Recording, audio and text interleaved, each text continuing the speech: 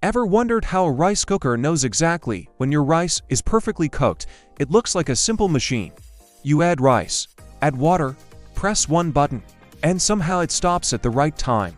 Today on Knowledge Hub, we're looking inside a rice cooker to understand how it knows when rice is done. When you start cooking, the heating plate at the bottom transfers heat into the metal inner pot.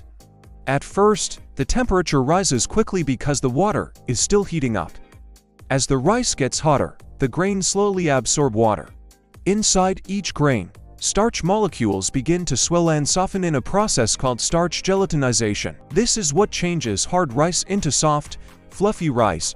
But here's the clever part. As long as there is liquid water inside the pot, the temperature stays close to the boiling point of water, which is around 100 degrees Celsius at sea level. Even though the heater keeps adding energy, that energy does not make the water much hotter. Instead, it is used to turn water into steam. This is called latent heat vaporization. So during most of the cooking process, the rice cooker is not really guessing, it is waiting. The water is boiling, steam is moving through the rice, and the grains are absorbing moisture. Once most of the free water has either been absorbed by the rice or turned into steam, something important happens.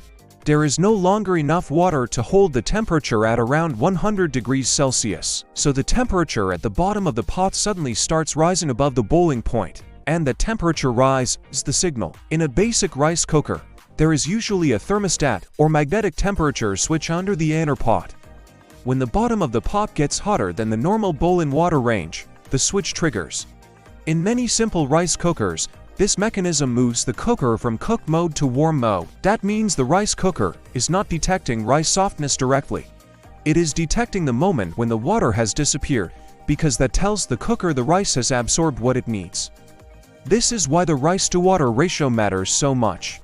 If you add too little water, the temperature rises too early, and the rice may come out undercooked. If you add too much water, the cooker keeps boiling for longer, and the rice can become mushy. More advanced rice cookers take this idea further using temperature sensors, microcontrollers, and sometimes fuzzy logic.